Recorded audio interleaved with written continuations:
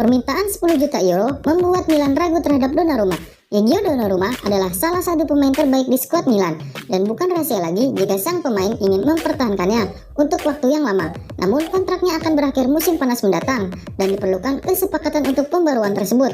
Menurut Corriere della Sera via Milan Live, tuntutan penjaga gawang sangat tinggi, lebih dari yang diharapkan. Mino Raiola telah meminta Milan untuk pembaruan senilai 10 juta euro per tahun, angka yang besar untuk pundi-pundi rossoneri. Paolo Maldini berhenti pada konfirmasi gaji saat ini, lebih khusus 6 juta euro per tahun, termasuk bonus untuk setidaknya 4-5 musim ke depan.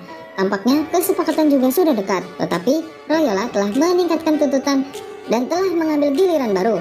Situasi ini semakin rumit karena Milan selalu fokus pada loyalitas Gigio. Kiper ingin bertahan lama bersama Rossoneri, tetapi perbedaan antara penawaran dan permintaan seperti itu beresiko merusak kesepakatan. Milan bisa mendapatkan pemain Real Madrid senilai 15 juta euro karena Duarte terus mengecewakan.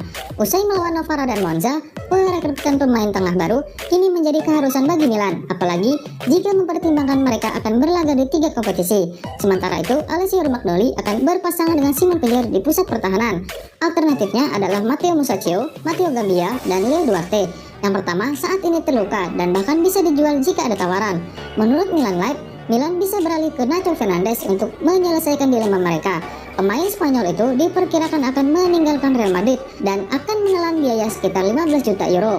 Dia sangat berpengalaman dan juga memiliki fleksibilitas. Selain Nacho, Rossoneri juga tengah memantau Wesley Fofana, tetapi masih harus dilihat siapa yang akan coba dibeli oleh AC Milan. Perubahan rencana Matteo Gabbia saat Milan menilai situasi defensif. Setelah mengontrak beberapa pemain tengah, Milan kini tengah menggarap bursa transfer untuk memperkuat area lain. Rossoneri perlu mendatangkan bek tengah baru. Leo Duarte setelah pertandingan persahabatan melawan Novara dan Monza gagal tampil mengesankan. Oleh karena itu, Matteo Gabbia tetap menjadi pilihan ketiga di belakang duo starter Alessio Romagnoli dan Simon Kjaer. Matteo Musacchio saat ini absen karena cedera dan bahkan bisa dijual. Jika tawaran yang tepat tiba musim panas ini, jelas bahwa Gabbia tidak bisa menjadi satu-satunya cadangan yang kompeten bagi Stefano Pioli. Itulah mengapa dibutuhkan satu bek tengah lagi. Menurut calciomercato.com, Rossoneri telah mengubah strategi mereka terkait Gabbia. Anak muda itu awalnya dimaksudkan untuk dipinjamkan, tetapi menjadi jelas bahwa Pioli membutuhkannya musim ini karena AC Milan berada di 3 kompetisi. Daftar penjaga gawang incaran Milan, termasuk penjaga gawang Barcelona. Selain memperkuat lini tengah, Milan juga punya prioritas lain di bursa transfer, mendatangkan kiper cadangan. Saat ini, Stefano Pioli hanya memiliki Donnarumma bersaudara yang siap membantu. Menurut edisi Tuttosport via Milan Live, Rossoneri baru-baru ini memeriksa pasar untuk mencari beberapa kiper berpengalaman Serie A. Antonio Mirante dari Roma dan Andrea Consigli dari Sassuolo adalah beberapa di antaranya, tetapi umpan baliknya tidak positif. Jalur menuju Asmir Begovic masih hidup, meskipun pemain Bosnia itu harus menurunkan tuntutan gajinya sebesar 2 juta euro per tahun. Namun, muncul nama baru dalam daftar tersebut yaitu Neto. Pemain Brazil itu siap meninggalkan Barcelona. Bahkan agennya Stefano Castagna menawarkan jasanya ke Milan.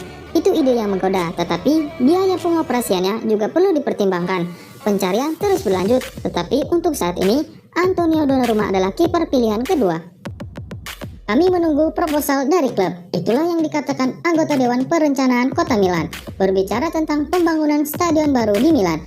Pier Francesco Maran, anggota Dewan Perencanaan Kota Milan, berbicara tentang pembangunan stadion baru Milan secara eksklusif kepada Sky Sport. Maran, kami menunggu proposal dari Milan dan Inter. Saat ini kami menunggu klub-klub mengajukan proposal yang perlu dianalisis secara teknis dan beberapa poin penting dan proposal terperinci yang perlu dievaluasi. Kami berharap pengerjaan ini penting karena sebenarnya opini sangat cepat. Kami berharap menguntungkan, sambung Maran. Jangan lupa bahwa Milan dan Inter tidak hanya menawarkan stadion, tetapi juga yang lain seperti ruang komersial, hotel, ruang perkantoran. Oleh karena itu, wajar jika ya atau tidaknya tidak dapat tiba dalam 5 menit. 6-8 bulan adalah fisiologis untuk mempelajari seperti itu. Ini akan memakan waktu beberapa bulan Dewan Kota Milan. Dan karena sebagian besar persetujuan bersifat regional, 6-8 bulan fisiologis untuk praktek seperti ini. Kemudian ada waktu konstruksi jika hasilnya positif seperti yang kami harapkan. Tetapi penting bahwa ini adalah proyek strategis untuk Kota Milan.